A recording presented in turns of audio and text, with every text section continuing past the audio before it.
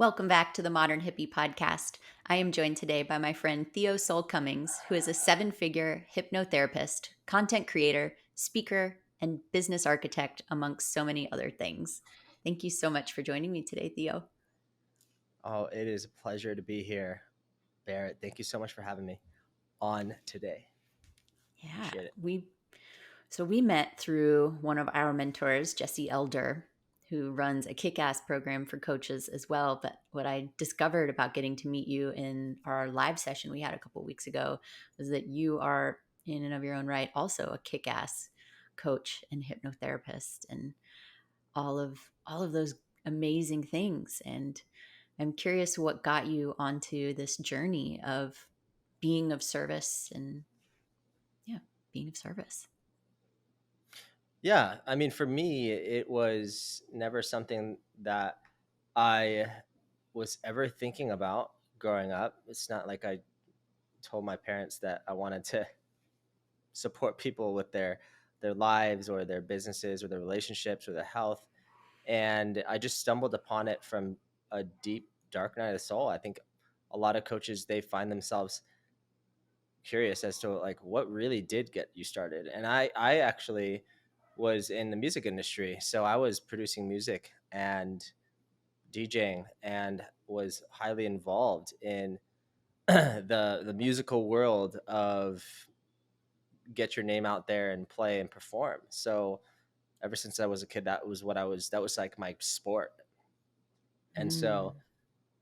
chasing that level of success was just this exciting and wild experience of going out. I remember going out to clubs in Miami because that's kind of like where I got pretty big as a house music producer. And actually, that's the big reason why I moved there. And I would just find myself at these clubs at like 3 or 4 a.m. and doing the whole like networking thing. And it something felt so good. And this is actually someone who used to be like highly addicted to, cocaine, Molly, and ecstasy, and all these different types of like stimulants. I never really got into weed too much. I just am kind of useless. If I ever smoke weed, I just don't have the brain chemistry to be able to be functional on weed. Yeah, me But too. for the stimulants, that was like my jam.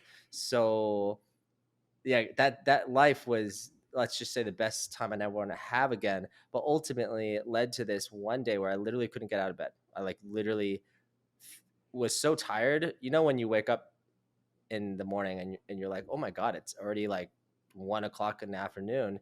And I'm still so tired that I could barely get out of bed to barely even feed myself. At that point, I didn't even know what chronic fatigue was. And then I didn't even know what depression, anxiety was. All I knew is I was just exhausted and just 1000% clueless as to like what was creating that.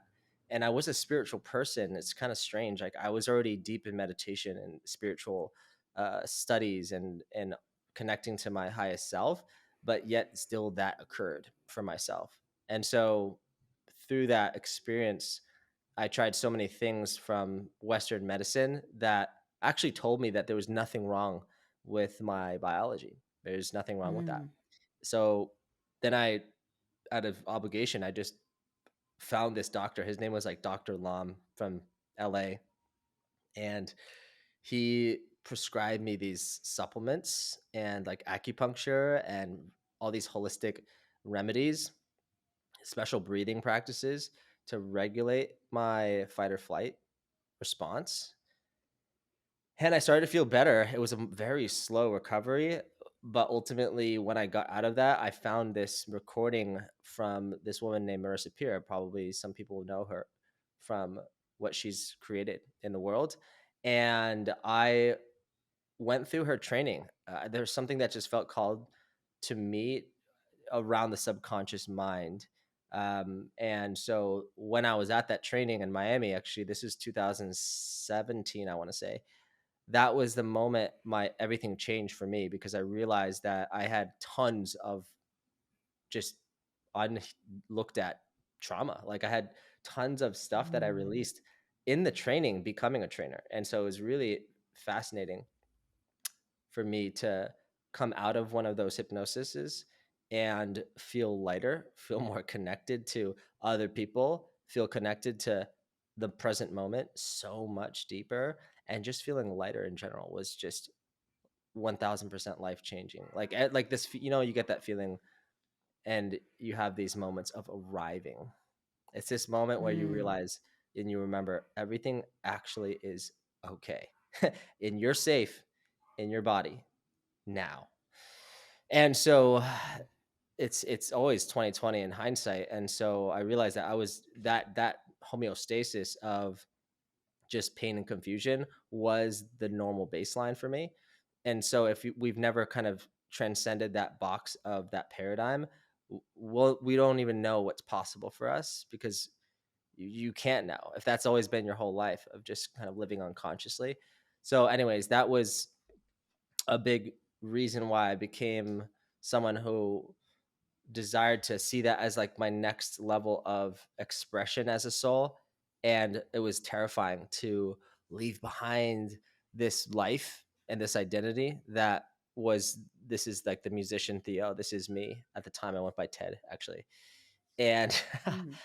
and so it was just me being so afraid to leave that community because it was so familiar, obviously, and saying goodbye to these friendships, and then trying to build my hypnotherapy business on social media was also a nightmare, because there's like the family judgments, the friend judgments, like, what are you doing?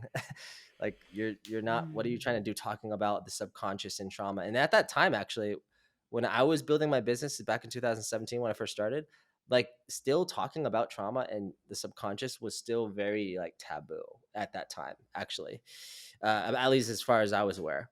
And so the Mhm. deeper I went down the rabbit hole and just trusted and had the faith that, like, I know that there's a deep reason why I was the outcast growing up, the black sheep growing up. I knew that this was a purpose thing. This had nothing to do with like my existence out here in the earthly plane. It was more about there's some kind of transcendent purpose that my soul came here to earth to actually serve through, and to at least be that as an iteration of like an expression of my multidimensionality. Okay, and so as I continue to grow, I started to look back also the fact that I was raised Catholic, and start to realize the distinctions between religion versus spirituality, because Eckhart Tolle, Joe Mm. Dispenza, all these people who have really been the thought leaders at some level. And that was my next issue, was that I didn't know how this whole online thing worked. And so I was doing a lot of live events, a lot of one-on-one sessions, and just kind of charging like per the session, because that was this paradigm of exchanging time for money.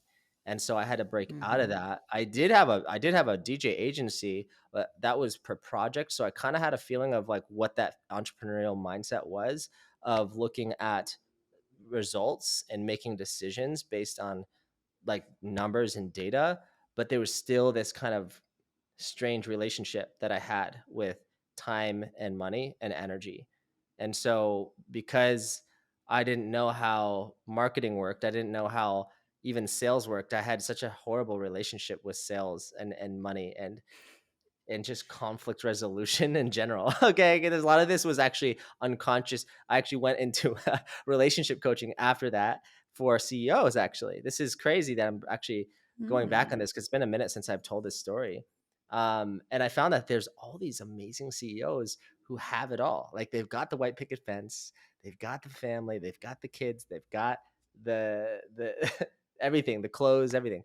And yet when we met on just through LinkedIn and Facebook, and I kind of intuitively knew how to position myself in their world, because I'm like, well, I'm not going to teach them business, but I could hypnotize them. That was like literally like my thought process. Because like when you're a solopreneur coach, like all you want to do is serve and help and make an impact. And you want to like try to do your best to learn how to stop like lying to yourself that money does good things. Like, you could do really good things with money, Mm. and like not use that spiritual thing that I used to do. It's like, oh, I'm spiritual, like I don't care about money. And like, if I would have talked to myself back then, I'm like, shut up, Theo.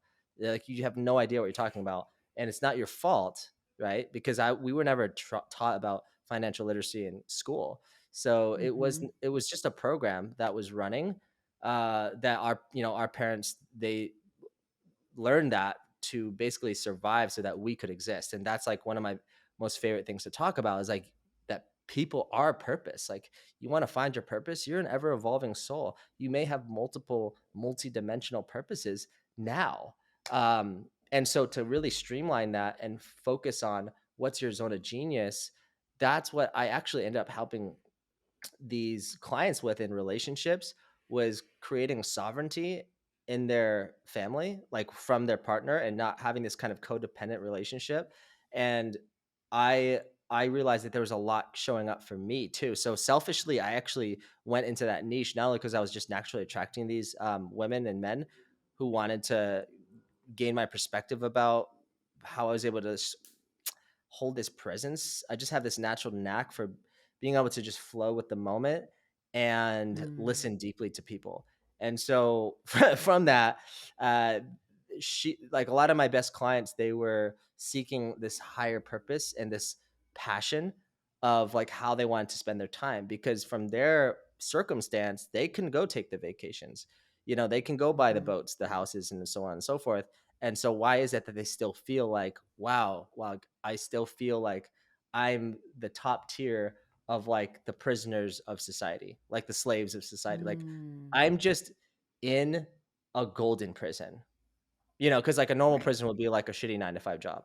But the golden prison is Mm-hmm. like, you have it all. But why do you still feel disconnected from your partner? Why do you still feel disconnected from your heart? And Mm-hmm. so through that, I started to take more masterminds, started to learn how to market, started to learn how to sell, branding. I met a lot of amazing people throughout my life, that mentors that just completely changed the game for me and my mission.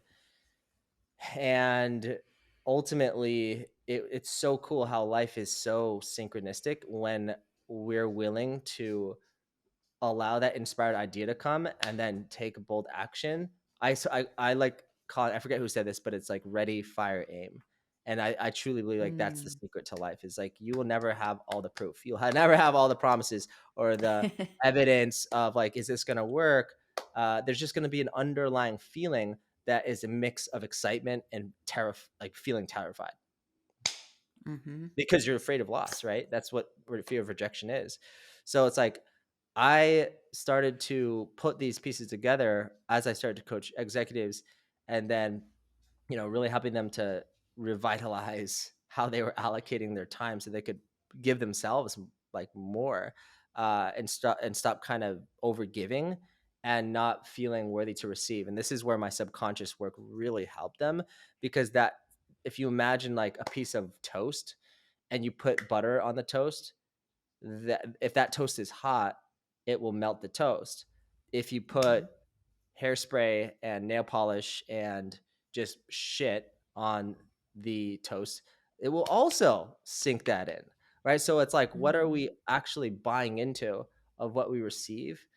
That's something that I was really fascinated about. Not only that, but the fact that it can't truly change if our brain is in this beta state.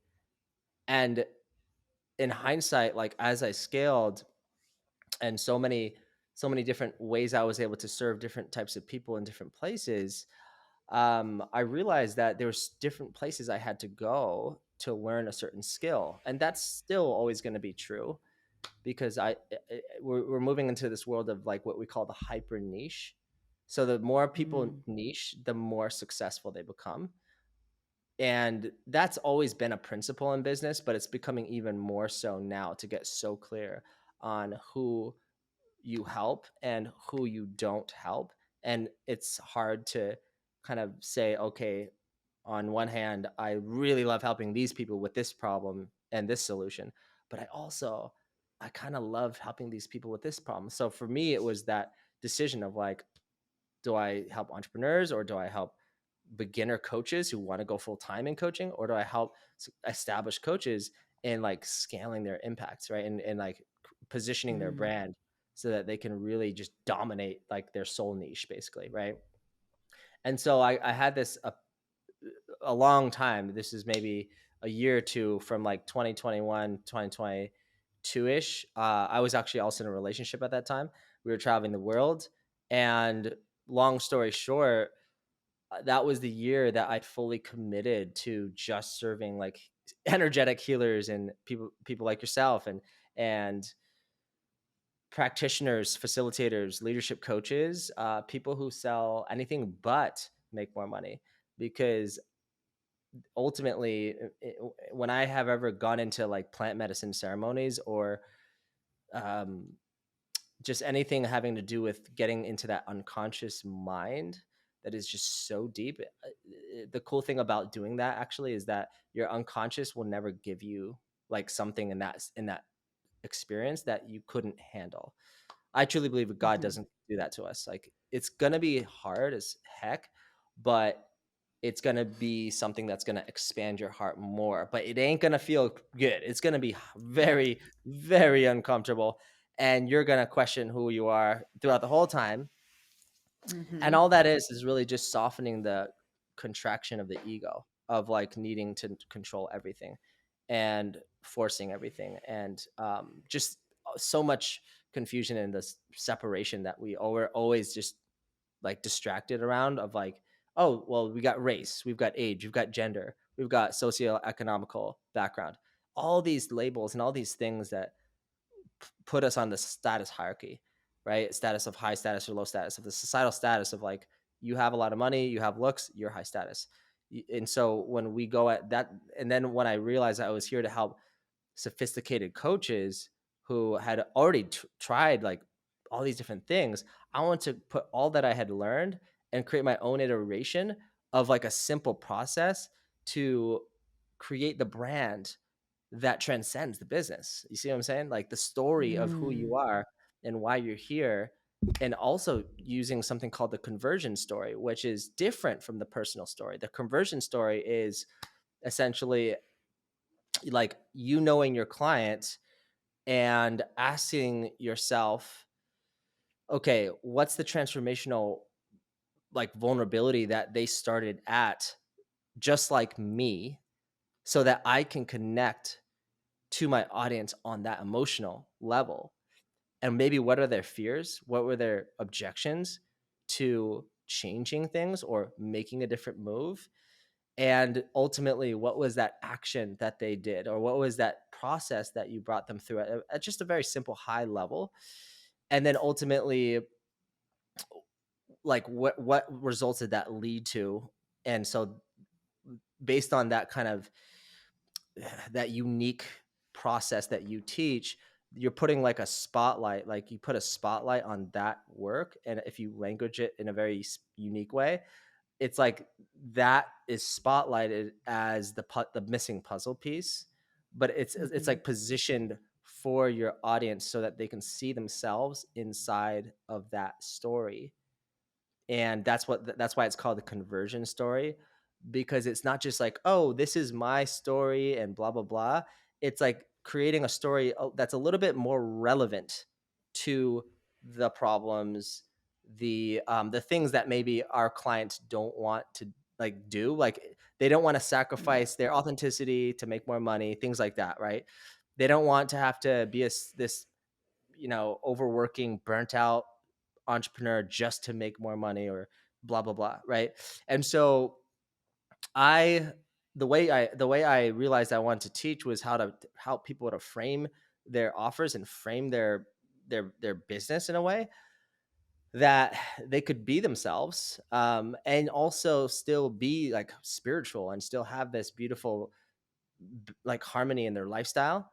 I call it like the lifestyle empire. Like the way that you build your business is like by building it holistically and having like awesome health, awesome relationships, awesome community, and even relationship with your family, and just a badass business that's like so successful, and your clients are winning, they're happy, they're fulfilled, and you're being compensated for that. Like that's what turns me on so much. It's like what I jump out of bed for, is to see someone who has like an intangible skill be able to create that relationship just by putting out their voice and by Mm. conveying the message. And so I truly believe that it is really just about like 20-30% of like, here's like the strategy of how to attract clients, and here's like the process to like convert the clients.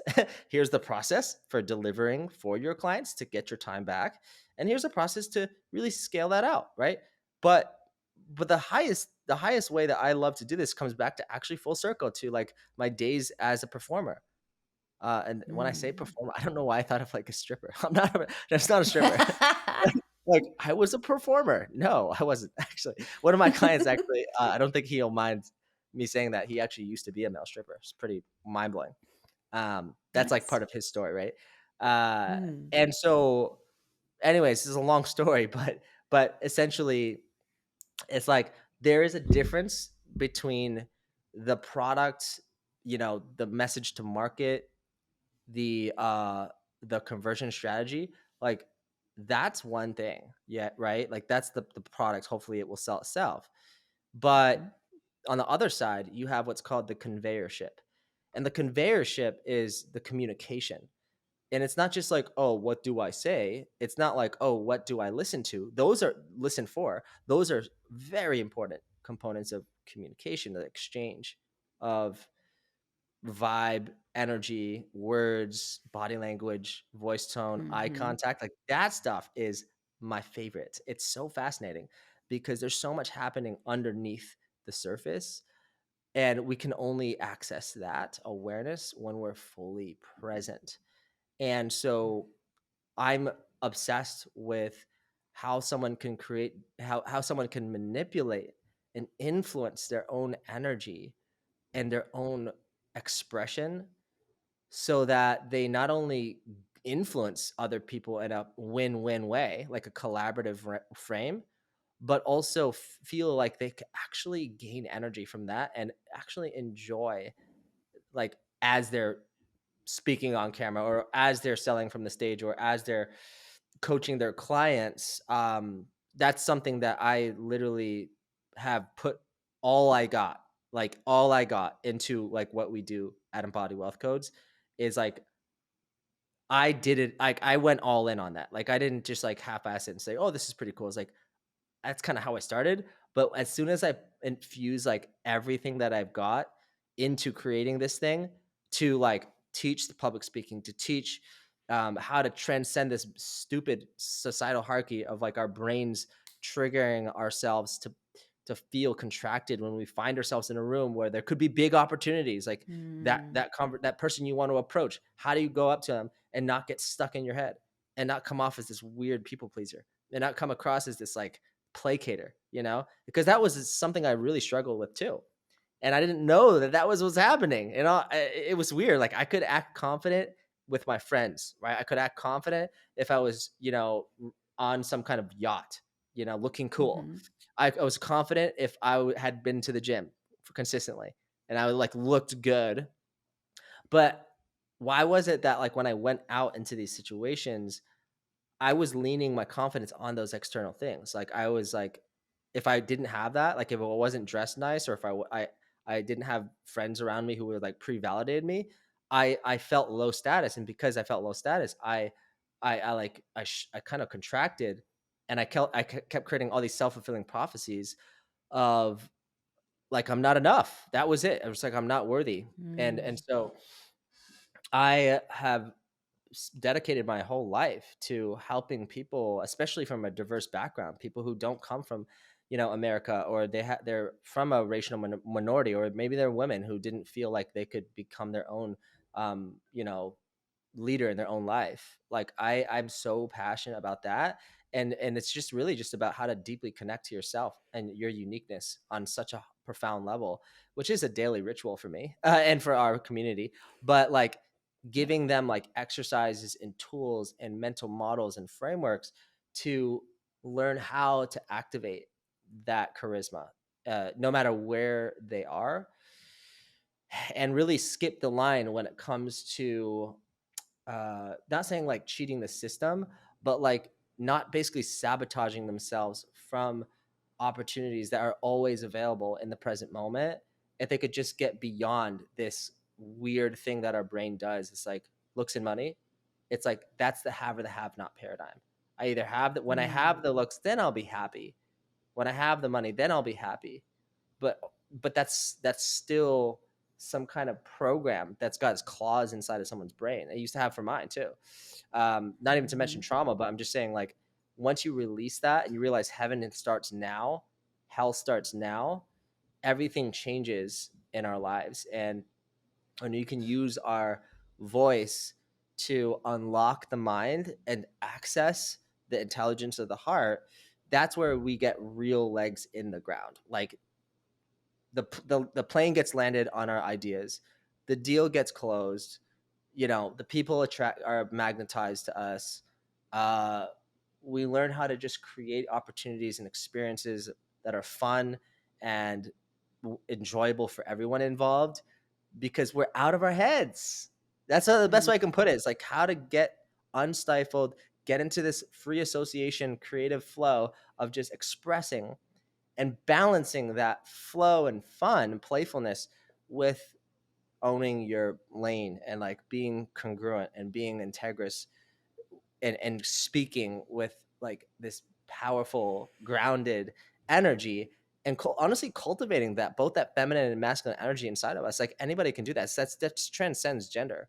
And so I just think that we live in this fascinating, conscious world of like, that's that community, that's this other high level entrepreneur community, and we've got like the layman people, right? Then we got like the plant medicine people, and then we got all these people, and they're all perfect the way they are. Like, let's just be real.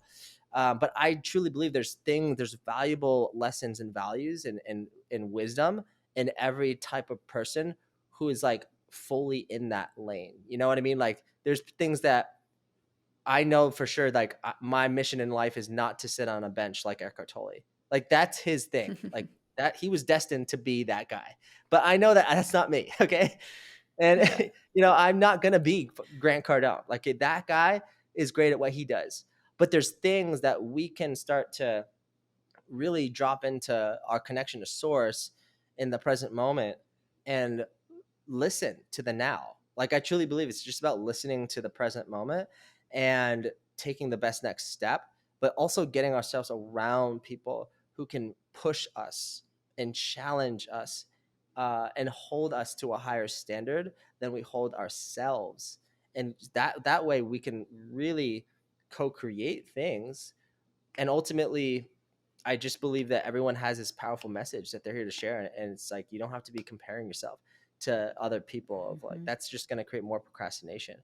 It's like no, you've got a great freaking story, and it's like I forget who said this thing. I think it was like Josh Campbell. He's like, uh, inside of the cave that you're terrified to enter is where the treasure is. And it's Mhm. like I feel like you can relate with that too, in some way, shape, or form, on some wavelength. But yeah, I'll stop there because yeah. There's a So lot to anyway. unpack in what you said. Like, which treasure chest do we open first? Oh yeah, absolutely. Oh, man. So since my podcast is so very much about plant medicines and psychedelics, I'm curious at what point that actually became a part of your journey and how that influenced you stepping more into understanding the frequencies and the importance of your heart and the subconscious. Oh God. Oh God. This was in Costa Rica. This is 2021, I want to say. And Okay. my partner at the time, Nikki, she was like, "Yeah, we're gonna go visit our friend Yerlin, and we're gonna go." Like, I was excited to go because I had never gone. We're like, "Yeah, let's." We thought it was a great idea, um, and last minute, we were actually in Sayalitas, Mexico, hosting this other retreat because I was still doing like a lot of hypnosis work, and so we go there and we get, how Costa Rica is really muddy, and Mm, sometimes it rains a lot. So we were going up yeah. this massive 45-degree hill. And there's no roads there, so we were up like halfway. All of a sudden, we start sliding down in the car. It Oh was like no. it was a two-wheel drive car, and that was like the biggest mistake we made. Because we didn't know we were gonna have to go up this hill to get to like the retreat house where we're gonna do the plant medicine. And Yeah. so it's so funny. We are literally like people were literally like, these dudes on ATVs were just like rubbernecking, like just staring at us as they were like shooting up the mountain. We're like, fuck my life, you know? Fuck. And then like an hour later, two people that we actually did know, Dom and her partner were like coming up with this like 4-wheeler like truck. They're like, "Hey, you guys need a ride?" We're like, "Yeah." I mean, we're kind of like angled, almost about to fall off this cliff. So yeah, that'd be great. Oh, So no, oh it was my like a God. very steep drop. So we were like, "Holy shit!" Um, and Did you lose the car? yeah, we we abandoned the car, and then they when we got into the car, they literally drove us up this mountain. And so then once you got to the top of the mountain, there was this massive like flood that was going across the trail, and we had to go through that too. So it was just like a mission to get to the actual location, the house. Whoa. But anyways, long story short, we sat with, I think it was 6 grams of psilocybin mixed with cacao and mixed with plant the Noya Wow. Noya, is it called Noya Rao? I think it's called Noya Rao. I'm not familiar with that actually. Well, it's a sister plant to ayahuasca, so it's very Okay. similar. And there's only 13 trees that grow it, but that I don't remember ever having this weird experience where it's like I was sobbing as an adult, then I started to cry as an adolescent, and then I started to like really like wail as like an infant. Like I was like, am I a Mm. baby right now? And so what that was though was like all these unconscious patterns just started showing up. Like money isn't real. That was like the first thing. Marketing and sales is bullshit. Like that was another weird thing I had. Was like I also thought like I said like I'm the shit. Like that also came out of my mouth, and then I started like spitting everywhere. It was a very strange experience, and it was really softening into honoring the divine within, the divine around us, and honoring the feminine and masculine, all just honoring that. And long story short, it just got me to realize how much we all want to control things like that, at least Mm. from my experience. Like that was my biggest epiphany of like needing to control others' perception of me. And that's Mm. actually a lot, usually that's where a lot of like my social anxiety used to come from, of like walking into a room and like not sure like, oh, how do people perceive me? And there was like body shame stuff that showed up, of like me not accepting parts of my body. And there's just all these kinds of like just random things that took like a year or two to actually even just integrate and understand what that was like. And so that was why it was really important. I think it's really important for people to not just glorify these experiences, but see that the integration is, 60 to 70% of like the actual identity level transformation that happens within someone when they release a big pattern of like the false Yeah. self. And that was like the highest epiphany that came to me. I think it was like 6 months ago, was like alignment. Everyone thinks it's like, oh, flow and effortlessness and ease. It's like, yeah, that can feel like how that's like your new normal of like winning in your life. But to get there, alignment is killing your false self. It's like not killing it. Mm-hmm. That's a little violent, but like seeing that you can raise your consciousness to this level where you're witnessing this objective pattern self that used to be subjective, because the past you literally thought, like even a minute ago, like an hour ago, like you literally are attached to believing that that circumstantial self is you. And so that's why like things like meditation and plant medicine can help you kind of like raise your awareness enough out of separation to see like that you are not a person. Like that's terrifying to the ego. But like understanding that at a high spiritual level, what helps people to kind of start to connect with that future self, like connect with that highest self, and learn how to notice that when they're gonna start moving towards those habits that future self is going to be embodying, that it will feel so uncomfortable, because our normal self will be like, well, the bad habit, well, the addiction, well, that underdeveloped relationship, well, blah blah blah, you know or that Yeah. procrastination. It's like really learning, and I think that's what plant medicine really helps you to do, is trust the process and like be patient with yourself. and your body, it's not supposed to have this like instant magic pill remedy. It's like the body Mm. heals, it needs time.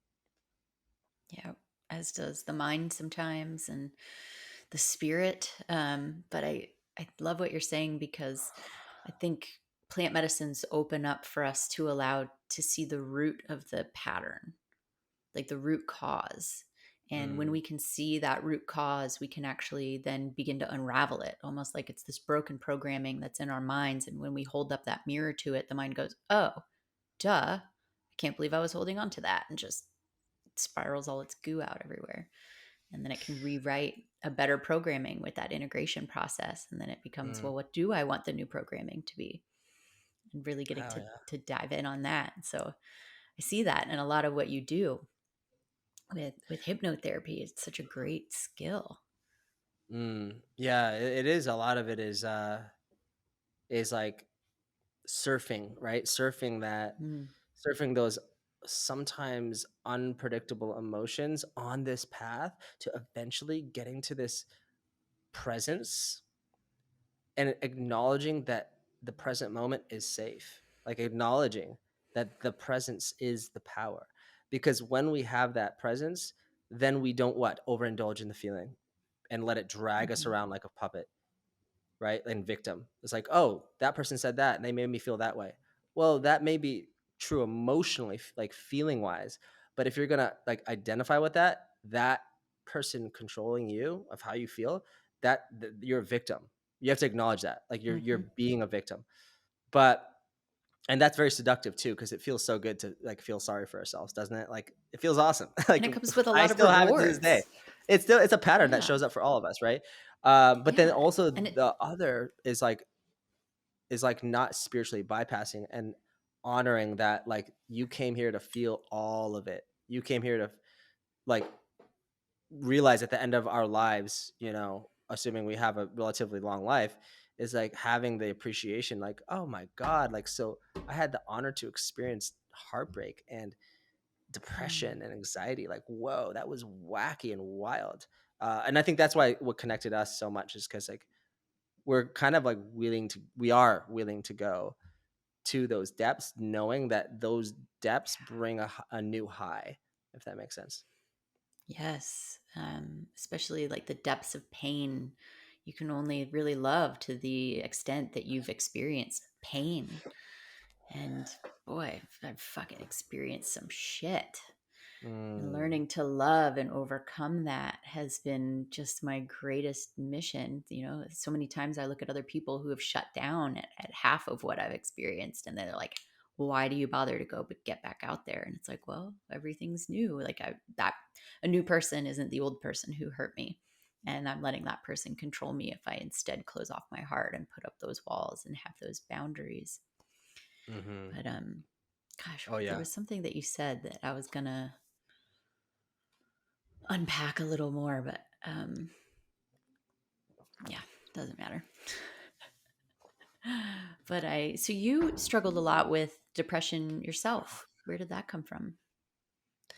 Oh, well, that came from really just not serving and like my heart's desire, or at least evolving to this place where that no longer filled my cup. I think Mm, that I did a lot of that musical life was still an inner child thing. Like I'll always be an artist, like I'll always be a musician, but it was with the wrong agenda. It was like chasing money, chasing fame, chasing women, chasing all this stuff, right?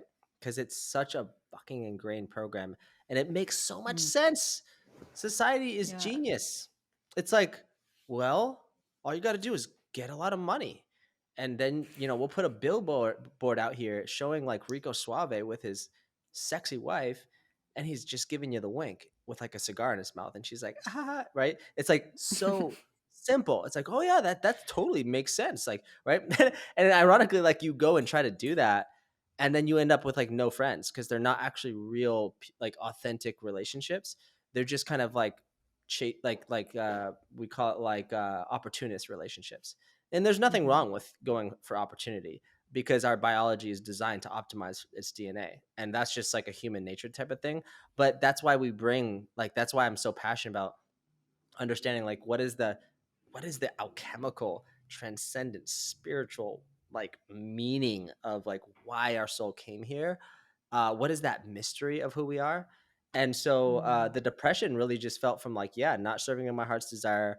It was feeling disconnected from my own heart, honestly, and just projecting that out to people by being rigid, needing to be right all the time, like just being in this competitive, distorted frequency all the time. But then the third one was really just harsh critical words that I were saying to myself, because again, like this, like we know about the brain, it's like it just soaks in like a sponge. Okay, and so like all these emotional experiences we go through as kids, like didn't like I grew up in a very good family. I was foster cared, raised by white parents. Have a second parents in South Korea.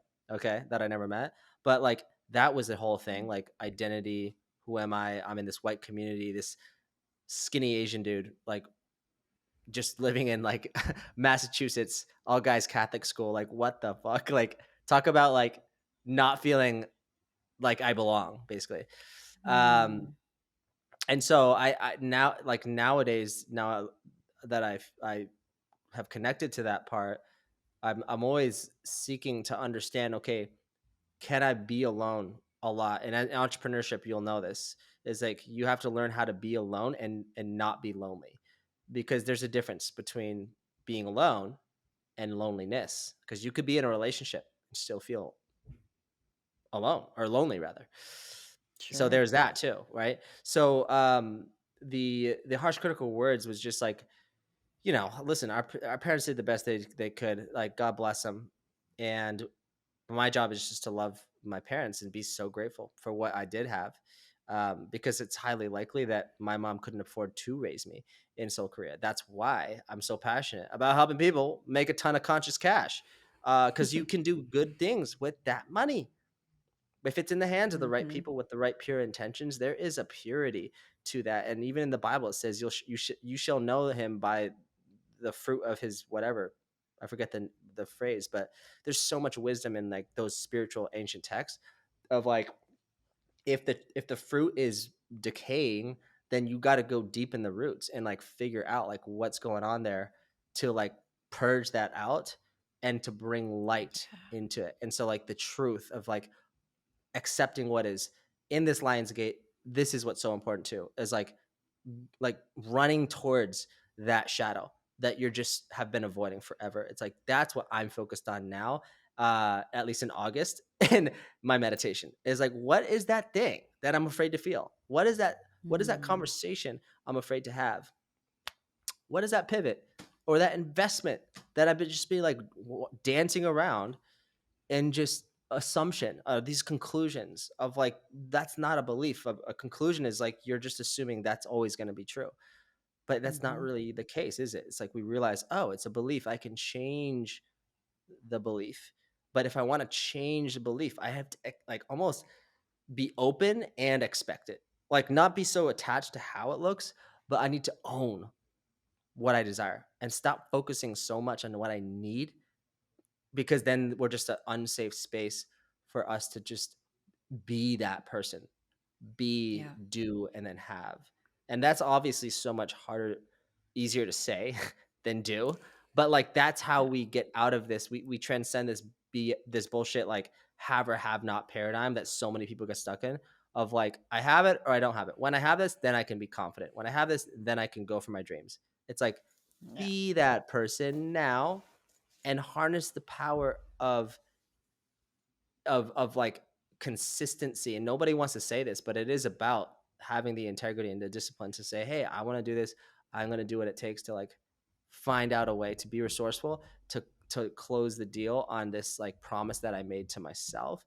And I think that's like the driving factor that I think a lot of people are awakening to, of just kind of taking an audit. At least that's what I do like regularly, of like just taking an audit of like, and I don't know if this is useful for your audience to go into this, but yeah, It that sounds that's where it great. started.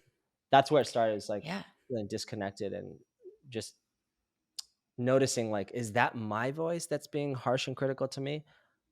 And then we just like question that voice. You don't have to keep grabbing it, Mhm. you know? And that's usually the ego, right? It's not the higher consciousness, because when our higher consciousness talks to us, talks through us, it's so much more peaceful, encouraging, and inviting Mm, to change your habits and to improve and to love. Whereas that ego is the one that's like constantly in physical self-protection mode, constantly like, don't go towards something that's scary, don't go towards something that's challenging. It's like, just stay right here and everything will be okay. And you're like, right. that's not useful. So I'm curious, what is the audit that you run?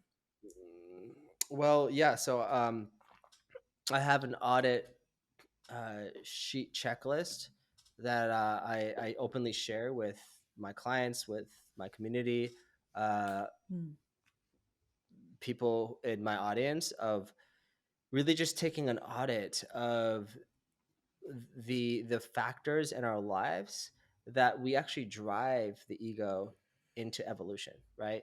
So it's like really just taking an audit of things like, how much time does it take us to get out of bed in the morning? How much time does it take us to do mm, basic shit like shower, shit, change, all that stuff, right? Uh, mhm, what am I? And how much time do we spend commuting? How much time do you spend sleeping? How much time do you spend work? How, like, what's your capital, like meaning skills capital, like high leverage, high value skills? Is it marketing? Is it sales? Is it communication? Is it leadership? Um, what are the capital of like the relationships you have? Do you have attractive or successful, let's just say high status, right, people in the matrix? Like, it's just the thing. It's not like the most successful people are and fulfilled people are thinking, I'm like, where am I in the hierarchy status? They're not thinking of that, but they're not denying that it's there, you see? Because that's like the yeah. gamification part of being human in this capitalism, is like, if you don't want to play the game, then go be a communist. But that's never worked either. I love the idea of communism. It makes a lot of like moral sense to like give the needy stuff, but it just doesn't actually fix the root cause. It doesn't actually fix that internal pattern that's going on within them. It's like, it's better to teach that person how to fish, and it's better to have that exchange, to be able to help them gain leverage on themselves, to be like, oh, this is the opportunity cost of not changing. This is the opportunity cost of not investing energy and time into Hmm. this result. And that's also a big reason, as a nuance, is like, we also want to find our tribe of like ride or die people who, it's not always just like, this is a transaction. Because like, that's Yep. also a pitfall that a lot of my entrepreneurial clients and friends have, myself included, have fallen into, of like, everything's a transaction. It's like, oh my god, like what? No, so you got to find those people. It's very rare to find that level of loyalty, with people. But with that being said, auditing, uh the capital, just all the capital that we have access to, um and things like spiritual capital, things like energetic capital, things like physical capital, like your physical body, like how strong are you, um, and just like just different ways of just kind of taking an audit of all of those aspects of like, there's a capital of what's called product capital, like meaning, do you have something where you have like an offer that you can bring value to the world and get exchange with that, um, friendship capital, like all these different types of what we call perceived value.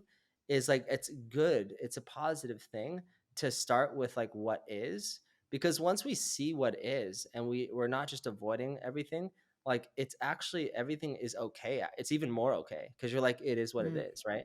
And now I can jump from this ground, this solid foundation of accepting what is, and not use like these stupid affirmations. Now, I know affirmations work, but like not using that to escape, right? Like the situation, or escape how I feel. It's like, no, you can stew in it for as long as you want, but at some point, you're gonna need to transcend that and choose into a new story, and that will mm, drive your feelings, which will drive your behavior in a new direction. So I think it's important to take an audit, because it truly it's a very powerful mirror to essentially sell ourselves on, what we truly desire that means something to us, and what's at stake if we don't at least let go of something that our highest self would let go of, that maybe we're afraid to let go of, or say yes to something that our highest self is like, fuck yes, but we're still too afraid to say yes to it. We're like, no, Hmm. not yet. I'm not ready. Um, and just honoring like that there is so much more to life than just making more money. It's about those moments, right? It's like seeing your kids' eyes, which I'm so looking forward to when I have kids. It's like traveling the fucking boonies or whatever, like going out and just living simple life out somewhere that you have no clue who you like, where you're at. You have no one else to, rely on. It's like having those experiences and seeing nature on different levels. Like that's something that is like you meeting God like on a whole nother level.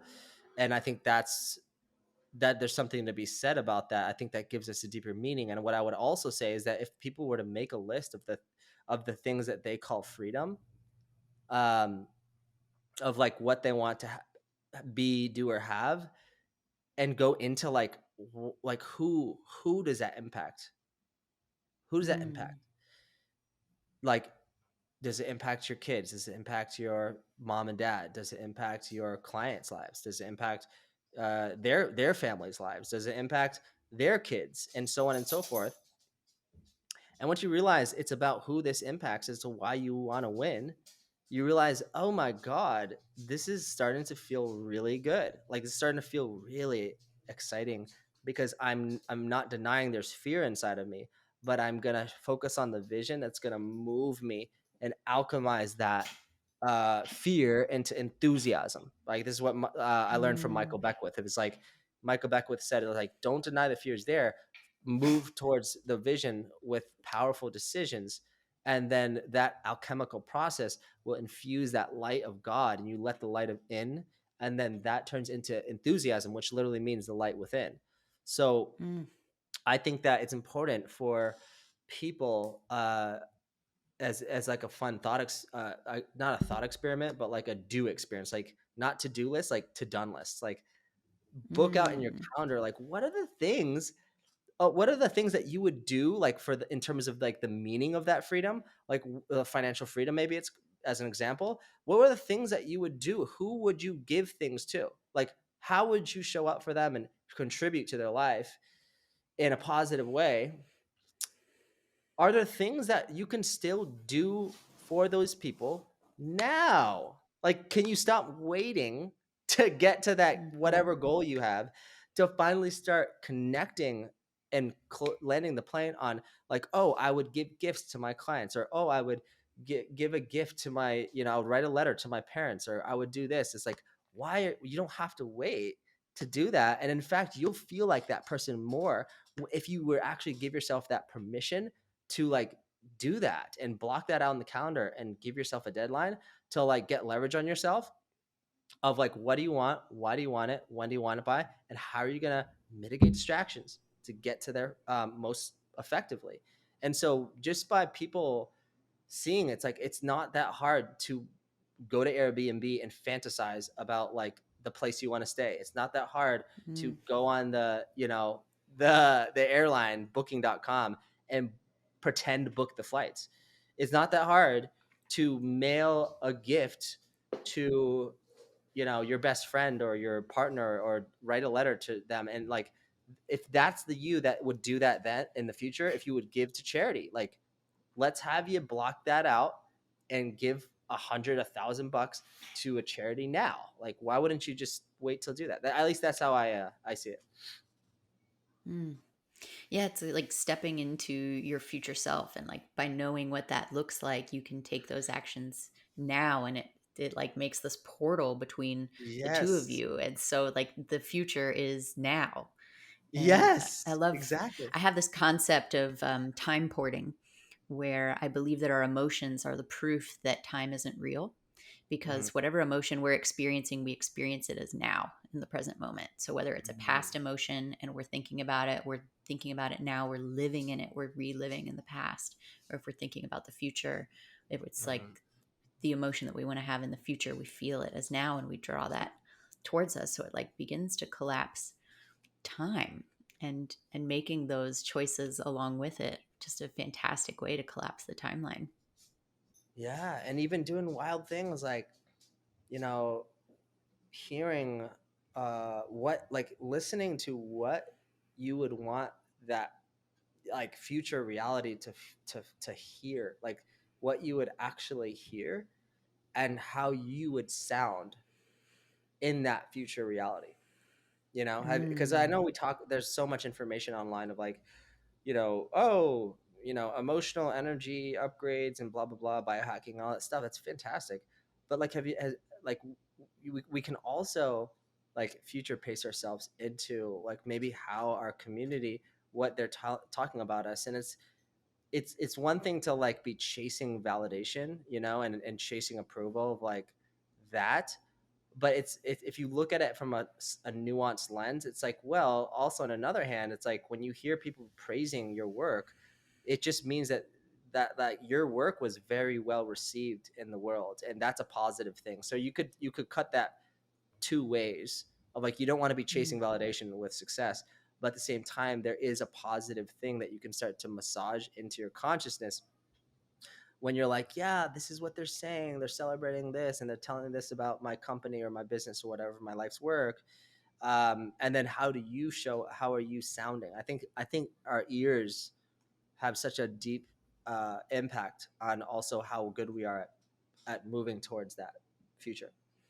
Would you suggest making like a recording and embodying that voice and that presence of your future self? Like what? Yeah, yeah, yeah. And putting like background music to it Oh, and letting yourself yes. dance and sing and like shout to that to like Hmm. change your state, to change the channel. Because in every even most plant medicine ceremonies or any ceremonies, um you just realize at one point like it's going off in this horrible like dark imagery, and at some point you have this level of consciousness where you're like, wait, I can change the image, like I can literally change the channel. Like Yes. I don't have to keep looking at this if I don't want to. And then you're like, Hmm. oh, that's the same thing with life. Yeah. I call it like your primal power. And it's kind of like this fire that needs to be stoked all the time. And if you really want to show up from a place of your primal power, then I'm a big believer in having like a music playlist of songs that make you feel so fucking tapped into who you are. And my playlist like starts with the song that makes me feel in my full fucking goddess, in my full Mm. shamaness, in my full coach and healer energy of just being of service, but being aligned and being expansive and I feel confident. it. I feel it unlocking right now. You know what? Want to know why? It's a little secret, right? Mm, So this is something that we teach in on one of our masterminds. Okay, so you ready? yes. When you hear me, when you experience what you see and what you feel and what you hear, just say this out loud: your energy is my energy. Mm. Your So energy is when my I speak energy. to you, yeah, your energy is my energy. And then now say, I'm focusing on all my positive qualities as the I'm 11. focus I'm focusing on all my positive qualities as the 11. Because the 11 is what makes you unique. The 10 out of 10 is like, that's cool. But 11 is like, but it's just Mm, me. It's like, what makes me valuable is my uniqueness, right?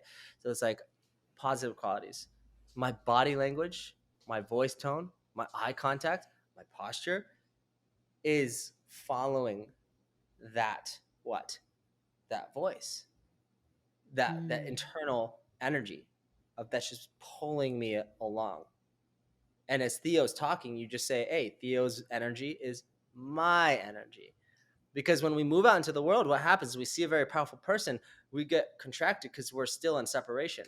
So Mm-hmm. when I teach people these frameworks and we drill down on these with repetition, it's all like we're all this collective voice of the group. Like it's like we're the group. So when we move out into public situations and you see someone speaking powerfully, uh, you're telling yourself their energy coming towards me is my energy. You get my point? Because it's Mm-hmm. one thing to like not have that frame and be like, oh shit, they're like, they're in their lion or whatever you were saying earlier.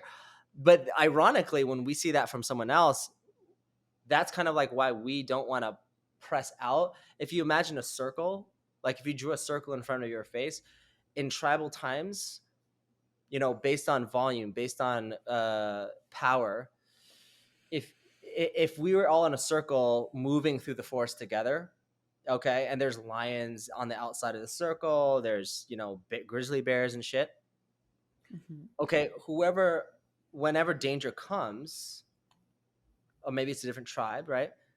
Most people will go what to the center of the circle. Why is it? Because it's safer there. There's Right. less One would there's less think. potential to, yeah. So what our consciousness does when we're in public situations is it does that. That's what our brains do. We put ourselves on a status hierarchy of like, if I'm too loud, boom, you're dead, right? So Mm. that in entrepreneurship, it's about actually like honoring your power, your voice, and being different. You don't have to be loud. That's what people don't understand. You don't have to be this fucking Tony Robbins to have impact, but it's a spectrum. So if you know how to unlock that internal power of like like just being fucking owning your shit, but then learning how to still hold people's attention by slowing down and having these like dynamic silences, like that's leadership. Like that's how you create influence and impact. It's like it's not what you look like, it's how you use your energy.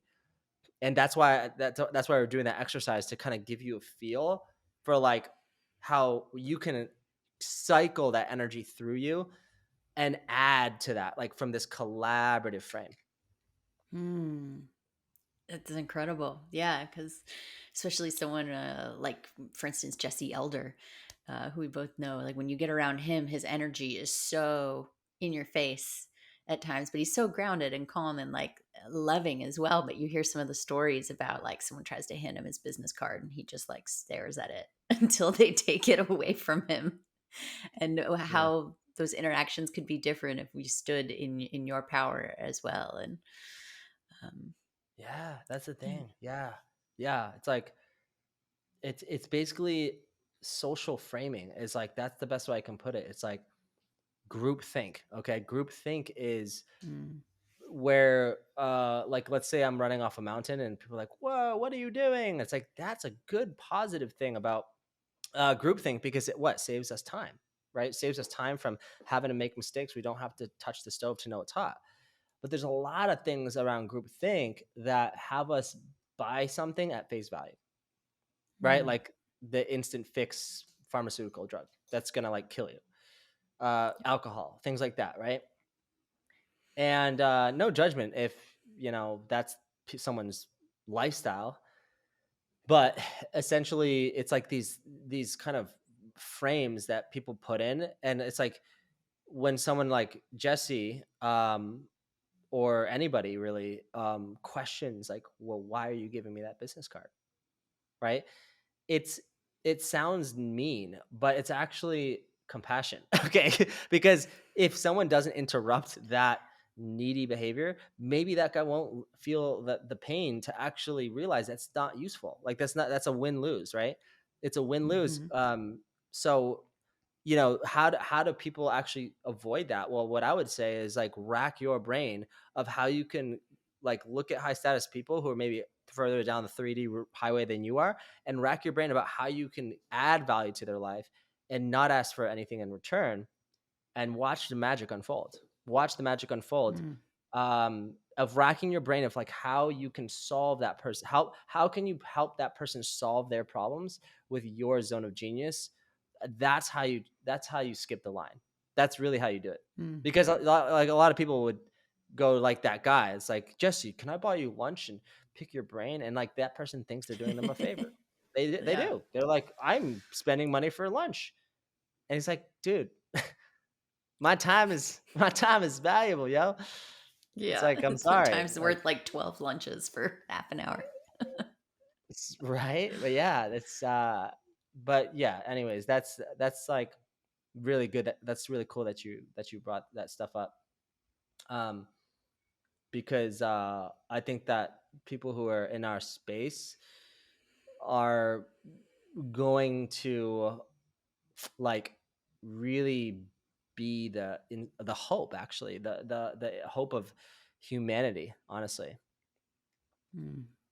Yes, there's like this spiritual war that's raging down upon us that only seems to be getting worse, Mm, where it's like society has, on one end of the spectrum, fucking lost it.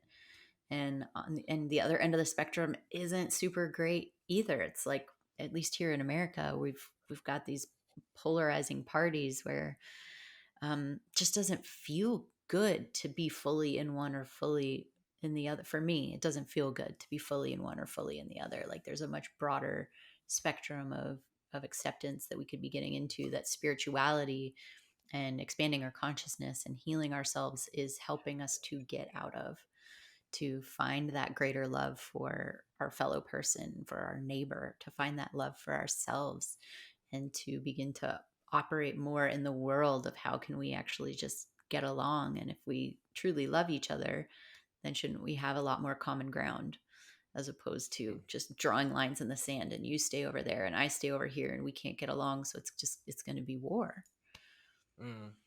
Yeah, it's just about, yeah, I agree. It's just about not perfection, I think everything is perfect in the universe. It's just the meaning we place on it. um Mm. and so the harmony, that's, I think I heard it from this guy named Matthias. He's like, it's not world peace that we're after. It's finding that rhythm and that harmony where we can flow together Mm. but still be fucking different, like still have opposing opinions but still harmonize, like just like a chord, right, to a note. And so, Yeah. or to notes to a chord. And that's what society trains into, from like the victim consciousness perspective, is like that ultimate goal of victim consciousness is, can we all be the same, right? Because if we're all the Mm. same, no words can offend anybody. If we're all 6'2" jack guys and all, supermodel women who are all just looks exactly the same and sound the same, have all the same beliefs, then that'd be fucking utopia, right? But that would be horrible. Yeah. But that is ultimately what people have to fucking realize, is like, do you really want a world where people don't disagree? Do you really want a world where we can't come together and find a co-creative solution that, will serve all people? Or do you want to live in this kind of like gray robotic world where there is no soul, there is no authenticity, there are no epic experiences? Mm. There's No, I just no want epic. differences. Sign me up for epic. Yeah, sign me up for epic. And that's also, this came up in the sauna today. I was talking earlier with this woman who also wants to be a coach. It's kind of funny. I just meet people who just want to be a coach, right? Uh, but like, she's like, yeah, we tend to kind of gravitate towards these ideas of like stem cells and, vitality and like youthfulness, right? And that's very positive to some extent. But when people try to take it like to the point where it's like, I want to live forever, it's like, you also don't want that, in my opinion. Right. And that's just my Right. opinion. I agree. People are looking at getting their brains and their memories implanted into computers so that someday we can figure it out and put them back in a body. And it's like, oh no. Mm, Oh no. What have we yeah, done? yeah. Oh my God, we have Oh, we have done so much so far, but I think there's more. But I think yeah. kind of looping back to that other component of like, help letting ourselves, yes, strive and like go all in with faithful fortitude, but also like really letting ourselves give ourselves these moments of like looking outside at the sunset and Mm. sitting in nature and like giving ourselves these feelings of like I've arrived. And I would have these things where like I would be out in like the Bahamas or Jamaica, and my brain was like my little ego was like so addicted to working and so addicted to like scaling and stuff like that that I couldn't even Mm. enjoy it. Like I couldn't No. even let myself, like I was like, this is stupid. We've got to get off this hike. Like I gotta go. I gotta get back to business. And it's Oh like it's just no. wild. It's just yeah. So um, you can see it from both sides of the spectrum too, where like you could bring abundance into someone else's life and they can't take it in either. So it's like Hmm. it goes both ways too. I've been on both sides of that spectrum of like, whoa, this is way too much ease, way too much abundance, and like we'll sabotage it, honestly. you know Mm. Yeah, crucial to understand that you may not even be ready to receive that, and that we can absolutely sabotage that. And I've been working a lot on my wealth frequency in the last few months as well, preparing and honing in for these next steps I'm ready to take. And it's been interesting learning about other people's experiences and journeys, and how it just everyone has such a wildly different experience with it. mm. Well, yeah, wealth. I think money just it doesn't have value. It's really the meaning that we place on it, and when we see it as monopoly money and we see ourselves as the resource, because of the fact that we're actually all one, then we Mm. collapse that fabrication of separation, and then we stop saying what. My resource is my bank account. My resource is my business. My resource is my spouse. It's like, no. And this is what stops people from what following their birthright to abundance and wealth is following their sacred yes. And so even if Mm. I didn't have the money and I wanted to get into this mastermind, I would say I'm committed that I am going to source this money. I don't know how it's going to happen, but I committed to that internally, and I let myself follow that sacred yes. And you'll know when this pattern really has a grip on you if you can't even let yourself, like I wouldn't even let myself go to a sales funnel of like an offer that I was mildly interested in, because I didn't want to feel that shame of like seeing the price and being like, ugh, feeling deflated. And you're like, I can't afford it. Mm. Here we go again. Right. So it's like letting yourself go and face that, like look at it and presencing the shame, like feeling it to heal it, and like moving that body and bringing breath into the body to like push that distortion pattern out of the somatic system. Okay, that's actually how we kind of heal these shame programs that are just kind of these layers of like if you imagine like a Russian doll, right? And so in the more you just Mhm. presence that, the your abundance energy just really start to expand. And once you just commit to claiming that you don't care about how it's going to happen, but you surrender and you will yourself to like open your heart and like feel the feeling of that of the outcome. So not the outcome itself, you should have clarity on the outcome, but then reconnecting to what, like the vibration of like the feeling that gives you, of like creating that result for yourself, is if that makes sense, Yeah, of like absolutely. following your yes, like follow that Mhm. sacred yes. Mm. Yeah, supercharge it and go for it. Yeah, Such because powerful that's tools. okay if yeah, it's okay if you can't afford it. That doesn't matter. What matters is that people really play in that what's called the new possibility, and they connect to that creator consciousness that's above what's called the created. And the created Mm. is what we've created from the feelings that we've experienced in the past. So if we just understand that there's a higher paradigm of all that is, we connect our consciousness to that, then we're actually more willing and open to feeling that the depth of pain, because we're not so in that identity of like, this is how I feel and this is now I'm going to make decisions from this false self. Mm. Again, easier said Yes. than done, but Yeah, right. You really have to go in there and do the work and do the breathing and feel it, like you were talking about. Like it takes doing the work. But yes, and just just like not getting out of that meditation until you feel like you're already there, and Mm. then moving from that whole space, because that space isn't like, that space is the part of us that can hold space for that limitation story. You know, I mean, like, it can hold space for the victim in you, it can hold space for the um like, I'm not enough or I'm not worthy. Like, it can hold space for that, but it's so big that it can also hold space for the vision self, like the future self. And so then you can catch yourself more frequently of like, oh, I was in the program. And the program is this story that we Mm. keep self-fulfilling, calling that the now. You know, it's Yeah. like, oh, well, I'm not that's just not something I would do. Like, to invest in myself at this level or to go on that trip. It's like, but who are you referring to when you say I? And once you can catch Mm. yourself and not say like that is me, then now like you can integrate that like as a part of you. Like, a part of you doesn't believe it's true that you can do. But that's how people Mhm. can get out of this like, yeah, but syndrome. It's like, yeah, I want to do that, but excuse. Yeah, but Mm. story. Yeah, but Yeah. circumstance. Yeah, but I don't have the money. Yeah, I'm not ready. Yeah, but this all just, no, that's just negating everything someone said about, because they don't really want it. They want to stay Mhm. stuck. They want to choose to stay where they are, and that's okay. It's just admitting that and not having unuseful expectations, I guess you could say. Like, having Right. that, Right. changing that up, yo, like changing it up, and be you. Yeah. You know, no one's asking.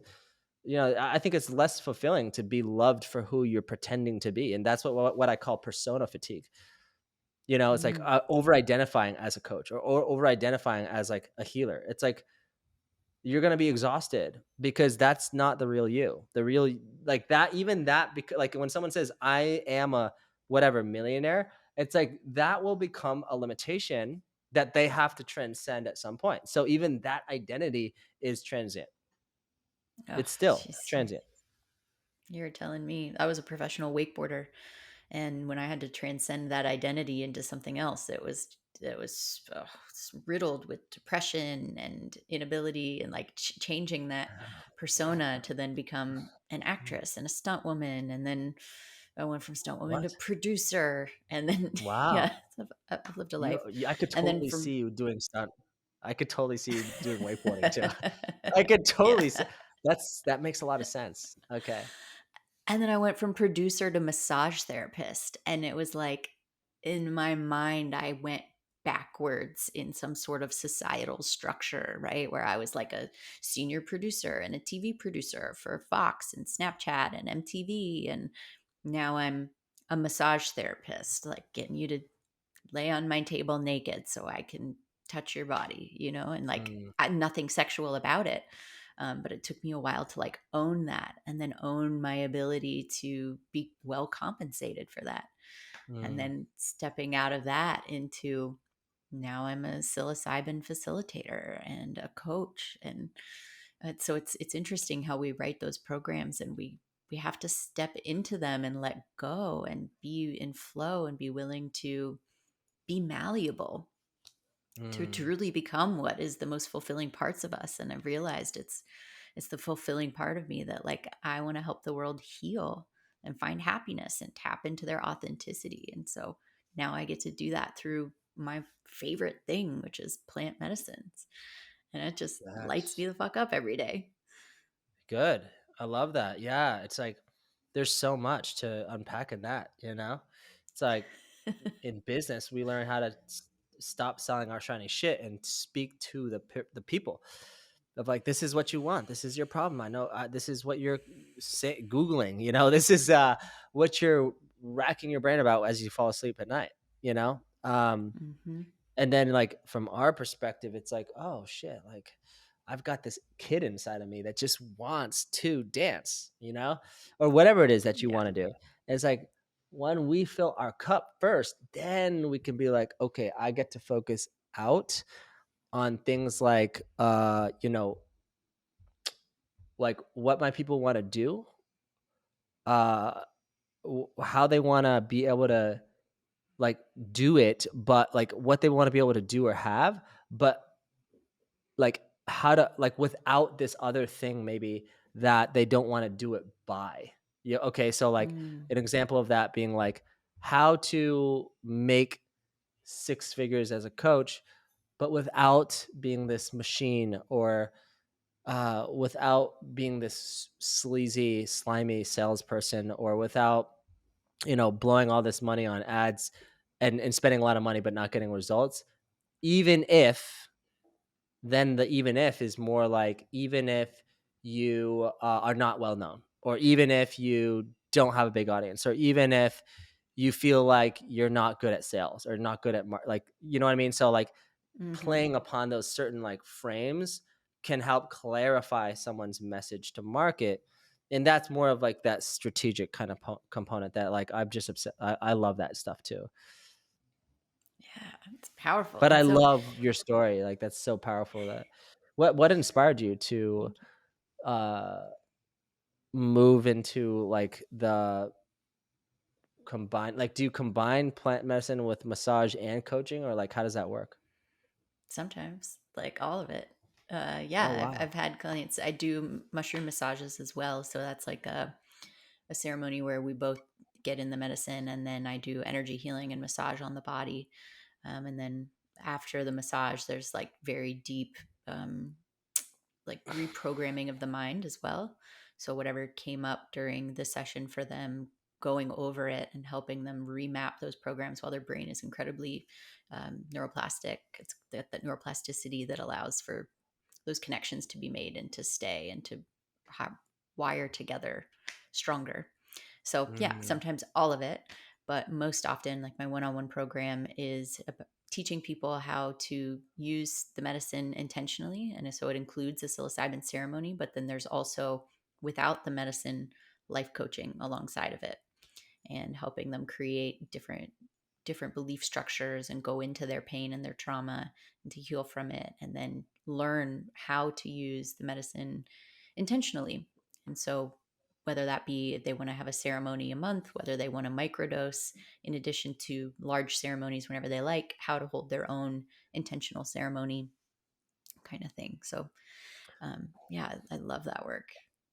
and so what do you feel that like are your, like what do you feel that your clients uh are wanting to like experience, the things that they feel like they're not able to do, like not able to experience, or maybe some of the things that are causing, pain or disharmony in their lifestyle. Maybe it's their relationships or their business or whatever, their health or whatever. Like what do you find is like the most common, thread like of those aspects? I find the most common thread to be is self work. So self happiness, self love. Maybe they've had anger problems. Maybe they've never experienced happiness in their life. Or they feel like their family is falling down around them and they feel so disconnected. They don't know how to keep it together themselves anymore. And they're looking for that deeper connection to something bigger than themselves. And so my Mm, zone of genius is really getting in the medicine with them and creating these, figuring out exactly what it is and where they're blocked, and then helping them create those new pathways with these new ideas that really essentially show a mirror to the broken programming and allow it to unravel and show them more powerful alternatives that really transform nice. their lives. So, relationship to self, relationship to others seems to be the biggest. Ah, okay, got it, got it. So you're like your ideal, um, like human, I guess you could say, who you work with is someone who's like probably achieved certain level of success, but they Mhm. still feel like they're not quite aligned with their purpose, or maybe maybe they're just spending too much time at work, and they don't have the energy to even spend any time with their kids. Is that like someone who you work with? Yes, exactly. Someone who spends a lot of time at work and perhaps their family is feels broken, their relationship is falling apart, or they're already Hmm. divorced and they're looking to find a new one, and yet they don't really even have the level of self-love that warrants bringing love into their field. Or Mm, and they're also perhaps maybe experiencing anger because some of their internal systems haven't been looked at and haven't been integrated, and they've used the medicine but they haven't used it intentionally before, and so they're incredibly curious about what that means and how that can transform what they do with the medicine. And you can really get like 10 years of therapy in one session with a guide who knows how to take you on this journey and show you your shadows and then bring you to the light. Love that. That's beautiful. Yeah, thanks. Oh wow, that's so beautiful. Thank you. But I love, so A what lot are of people you who need that. offering right now? Yeah, no Ah, kidding. And yeah, yeah. I mean, for me, yeah. So we have two beautiful communities where there's so many people who have really gone all in and they burn the boats on leaving their job, leaving their slavery job, for lack of a better word. mm, There's people who I'm gonna just say it, like there are people who just do so well in startups to like do better as a part of a team. So I don't think entrepreneurship, coaching is for everybody. Like I just don't think that's the case. But for those special snowflakes, we do have a cohort called Elevate Embodied Wealth Codes, and that's really just helping people to get to sustaining 15K months or 10K months. And we do that by really teaching them how to attract ideal clients and more of them at that, by really unlocking the quality lead flow and showing them how to convert by transcendent communication and DM exchange, and how to not be spending so much time on the phone with someone who's not even a qualified prospect. mm, And then teaching them about how to set themselves up for success when they do receive those clients, to be able to deliver without burning themselves out, or without sacrificing so much time on the fulfillment of things, which is called the leverage delivery process of yes, of course, providing one on or intimate live calls online, but not not like hitting this pitfall of undercharging and then spending all this time with too many clients, and then never have enough time to live their life, never have enough mm, time to even put their message out there. So it's really just about helping them get super clear on who exactly they help, and the niche that they should be clearly communicating. That's what we call the message to market, and really just how to have that rock star offering of positioning their superpowers, and even going deeper on like extracting that, because there's so many people who have so many skills, but they don't know how to package it and position it in a way that is going to diversify their brand as like this beautiful, unique uh, offer that is speedy, it's clear, it's consistent, it's authentic, and it's premium. It's a premium offer, so that people can see the value as like exponentially higher than the cost. And then mm, from there, we also have another VIP cohort where there's a little bit more one-on-one with myself, and that's where we really expand their offerings, and like just really create themselves up for like monthly recurring revenue, but business models where they can start, they could start the month at like 20-30K per month, and that's like expected revenue from things like payment plans, learning how to sell by like through just DMing people, like selling low ticket offers through people, and how to partner and collaborate the right way, how to grow their following on Instagram, Facebook, and so on and so forth, to really drive conversion faster and easier, setting up things like intellectual property. So there's a lot of things that we work on, but really just the main component is just how do you communicate your offer in a way where it attracts the right clients through like your content, so that you're able to create an environment for people to buy. Because I know a lot of my clients, they do not want to be salesy or pressuring people. They don't want to mm-hmm. be these kind of spammers, and they don't want to have complex, overwhelming tech. Like they just don't want to have to deal with that, at Yeah. least until they get to a very high level. But we also integrate subconscious methodologies that I've created over many years of studying neuroscience, of how to accelerate that frequency of like the feeling of receiving. Okay, it's the feeling of sustaining that unconditional love and receptivity. You could call it that feminine energy of like open-hearted compassion and gratitude and appreciation, and actively like moving consistently from that wholeness that you hear a lot in that kind of quantum study field of like, how do you manifest from not having goals, from not having desires even? Because if you really had it, you wouldn't want it because you have it. Right, so there's that too. Right, so it's like manifesting from that place of pure joy is the damn shit. Like that's the fucking black belt shit right there. Because when you really know how to do that and have that become unconscious competence, now nobody's perfect. I'm not perfect at it, but that's also why I selfishly created this for myself too, because I can teach it, right? I can train in it at a world-class level and also level up by letting it come through me, right? Like letting God, whatever message I want to let come to and through me is going to upgrade all of us as a collective. And so this is the world that we're all moving into. You know, small groups of tribes are going to bond together based on shared vision and values, you know, and a higher philosophy for life. So so those are the two main offers. I also do like one-off hypnosis sessions for like CEOs. I have a few private clients that run like really high level businesses. But they actually, it's kind of interesting that you brought that up, because they actually struggle with a lot of the same things that you said that your clients struggle with, which is like, they're already, you know, super well off financially, but they're not in their purpose. They're, you know, overworking as an avoidance for like the family issues, you know, their relationships, and just feeling disconnected from their people, you know, and just kind of having this like imbalance of their like work-life balance. Right. So that's like basically what my other like kind of private clients hire me for.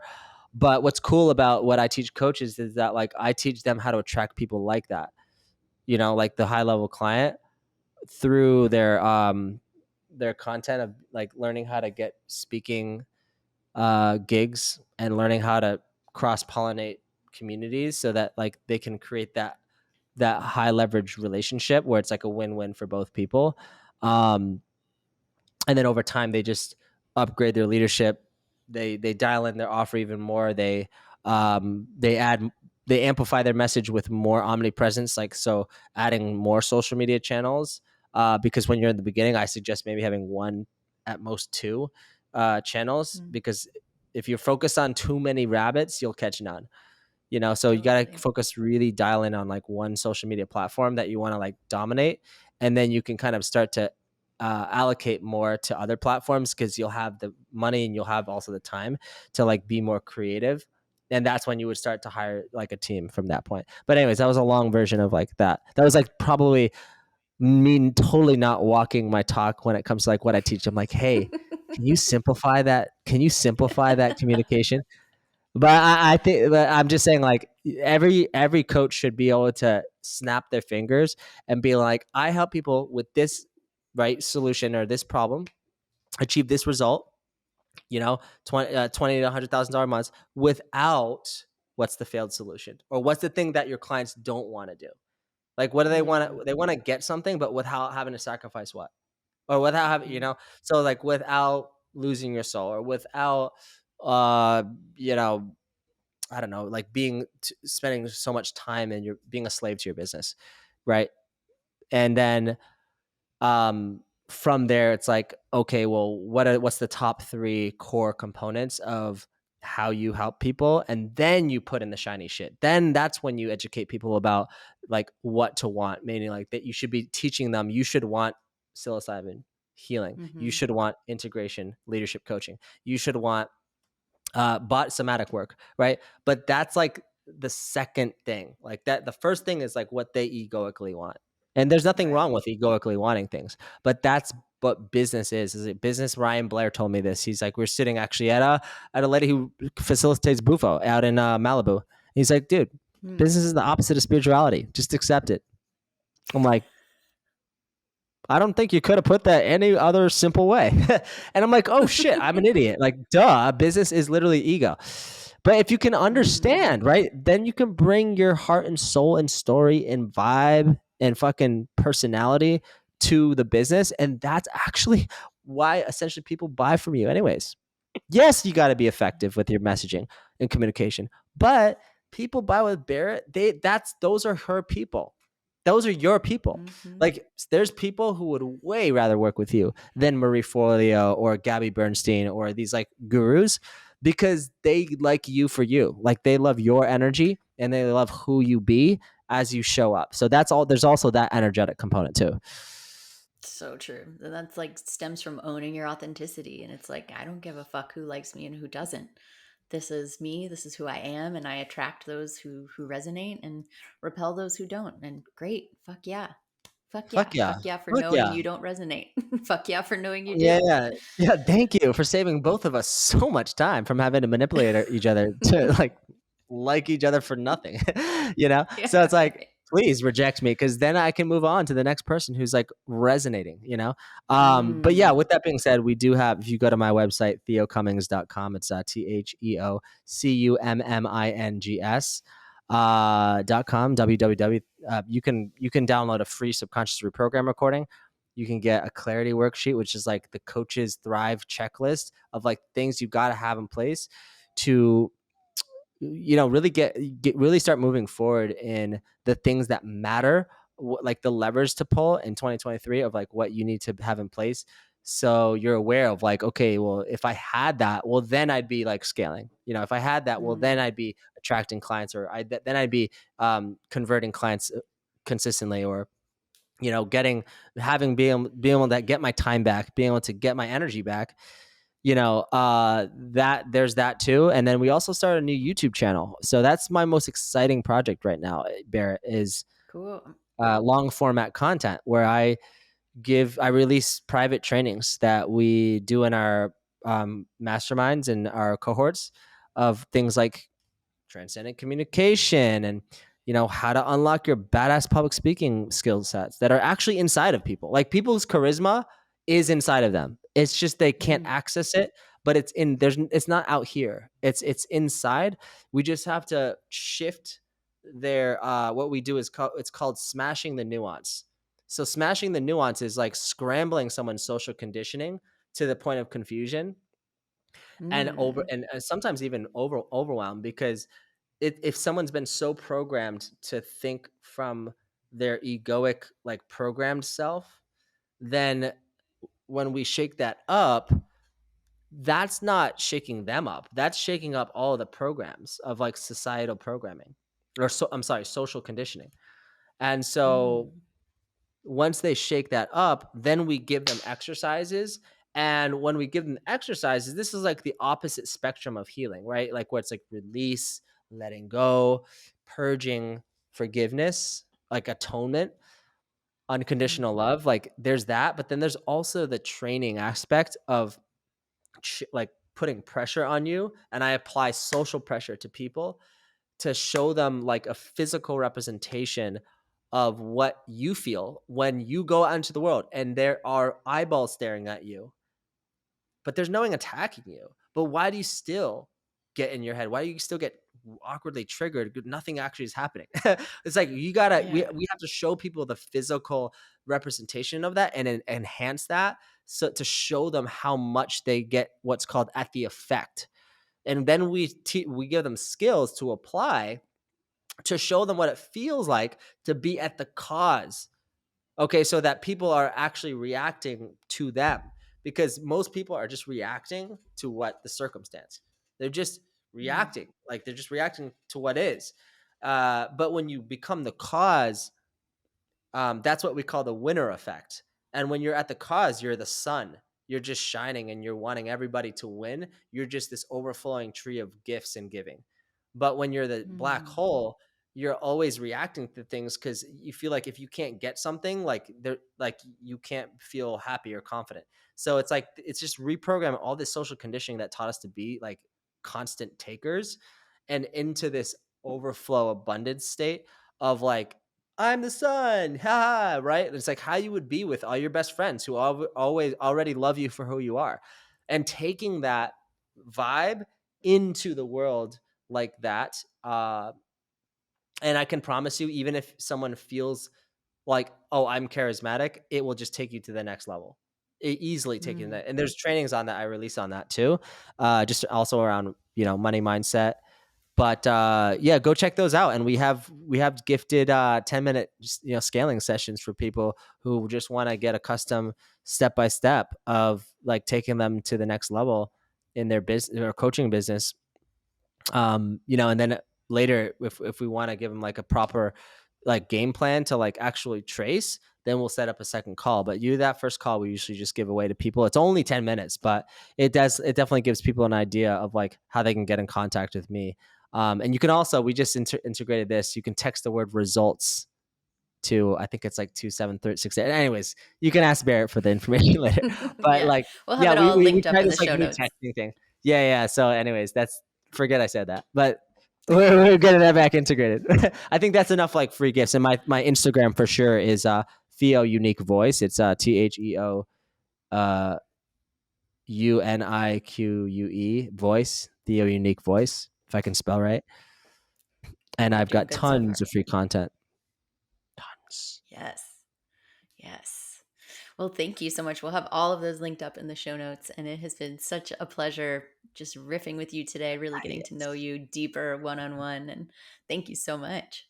It's been an honor. It's been such a privilege. Thank you so much for having such a amazing brand and community. I can just tell that people really look up to you, and they look up to the words that you share with the wisdom that you have, to the medicine that you have to give to the world. And it's exciting to see just so many people from all different backgrounds, black, white, purple, Asian, men, women, like all just becoming sovereign and just Mm. sharing their fucking heart. Like, it's not easy to share your heart with the world, like it's easy to be like, well, that 6-figure corporate job is so cozy, and I feel like there's always going to be a part of us that like kind of wants that, because we're kind of like envious. We're like, I kind of want to just be a derper, no judgment, but I kind of want to just like have that relaxed life. And I'm just going to admit it, that there's a part of my DNA that actually kind of wants that warm hull